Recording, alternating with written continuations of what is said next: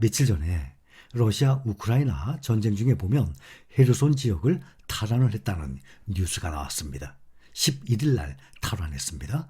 지금 러시아 우크라이나 전쟁 이것 때문에라도 지금 인플레이션이 상당히 높게 올라간 상태 아닙니까? 올 2월 24일 그러면 다음 주가 되면 벌써 9개월째입니다. 22년 2월 24일 우크라이나 수도 키이우를 미사일로 공습을 하고 지상군을 투입하는 등 전면 침공을 감행을 했습니다. 그러면서 양국의 전쟁이 시작됐죠. 처음에는 침공이란 말이 계속 나왔었는데 뉴스에 이제는 전쟁이라는 표현을 많이 쓰고 있습니다. 올해 2월 러시아 우크라이나 전쟁 발발 이후에 우크라이나가 빼앗겼던 지역 중에 가장 큰 성과 중에 하나예요. 헤르손 지역을 드디어 탈환했다는 소식이 나왔습니다. 남부 요충지입니다. 헤르손 지역을 러시아 우크라이나 침공 8개월 만에 261일 만에 탈환하면서 지금 우크라이나의 헤르손 지역이 축제 분위기에 쌓여 있다고 합니다. 헤르손 외곽의 시골 마을 클라파야에서는 마을을 거쳐서 헤르손에 진입하는 우크라이나 군이 꽃다발세를 받고 있다고 합니다. 헤르손 시민들은 시내에 진입하는 군인들을 끌어안고 우크라이나의 영광을 등의 구호를 외치면서 환호했다고 합니다. 키이우 시민들도 광장에 모여서 국기를 들고 탈환 소식에 기뻐했습니다. 러시아 국기가 걸려있던 헤르손 시청과 경찰서의 계양대에는 우크라이나 국기가 다시 걸렸고 국영TV와 라디오 방송, 경찰들의 업무도 다시 재개됐다고 합니다.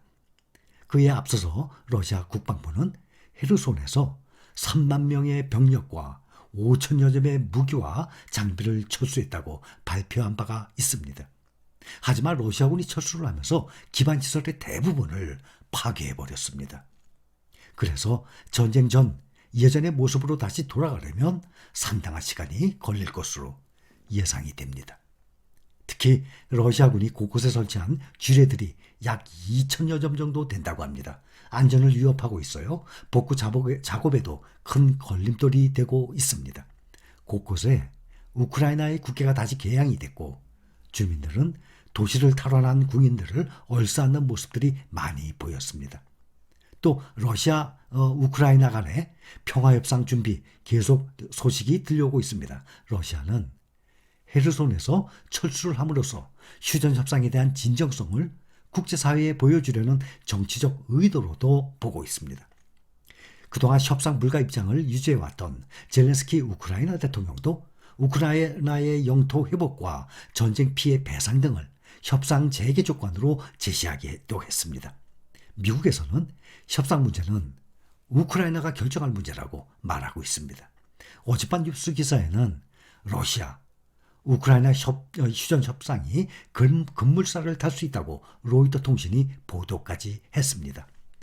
헤르손 수복 이후에 젤렌스키 대통령이 휴전 협상의 구체적 조건을 제시하면서 러시아와 우크라이나 간의 평화협상 가능성이 점점 제기가 되고 있는 상황이에요.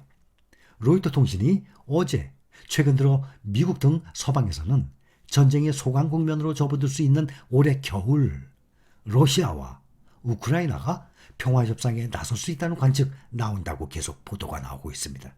로이터 통신은 특히 젤렌스키 대통령 역시 협상 불가를 선언했던 기존 입장과 달리 최근 우크라이나 영토 회복, 러시아의 유엔 헌장 존중, 전쟁 피해 배상 이런 것들을 협상 재개 조건으로 제시한 점을 러시아 우크라이나 휴전 협상이 급물살을 탈 수 있는 근거로 제시했습니다. 이와 관련해서 미국은 우크라이나가 이 협상을 하도록 압박을 하거나 지시하지 않을 것이라며 협상 시기와 내용은 우크라이나가 결정한 사안이라고 밝혔습니다.